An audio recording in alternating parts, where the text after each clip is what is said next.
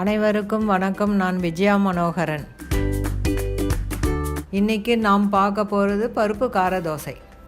இதுக்கு தேவையான பொருட்கள்: துவரம்பருப்பு 3/4 கப், கடலைப்பருப்பு 1/2 கப், பயத்தம்பருப்பு 1/4 கப், உளுந்து 1/4 கப், மிளகு 1 டீஸ்பூன், சீரகம் 1 டீஸ்பூன், வெந்தயம் 1 டீஸ்பூன், வெங்காயம் 3, காஞ்ச மிளகா 5, ஒரு துண்டு இஞ்சி, 9 பல் பூண்டு, பச்சரிசி மாவு 300 கிராம், காஞ்ச மிளகா, பூண்டு, இஞ்சி, வெங்காயம் ஒன்றும் பாதியமாக அரைக்கணும்.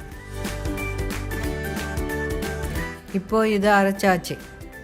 அரிசி மாவு 1 மணி நேரத்துக்கு முன்னாடியே தண்ணியில் ஊற வைக்கணும். இப்போது மிக்சியில் அரைச்சதை அரிசி மாவில் போடணும்.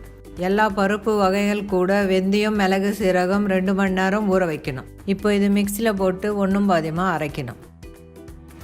இப்போ இது அரைச்சாச்சு. இப்போ அரிசி மாவில் இது போட்டு தேவையான அளவு சால்ட்டு போடணும். இப்போ கரண்டியில் நல்லா மிக்ஸ் பண்ணுங்கள்.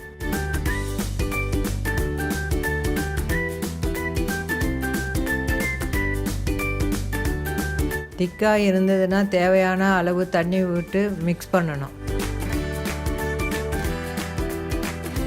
இப்போ இதில் 2 டீஸ்பூன் எண்ணெய் விட்டு கடுகு, உளுத்தம் பருப்பு, பெருங்காயம், கறிவேப்பிலை போட்டு தாளித்து மாவில் ஊற்றணும்.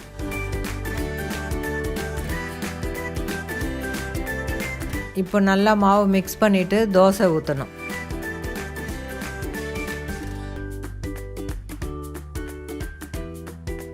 இந்த தோசைக்கு எண்ணெய் தாராளமாக விட்டால் நல்லாயிருக்கும். 2 சைடும் நல்லா வேக விடுங்க. இந்த தோசைக்கு தேங்காய் சட்னியும் தக்காளி சட்னியும் ரொம்ப நல்லா இருக்கும்.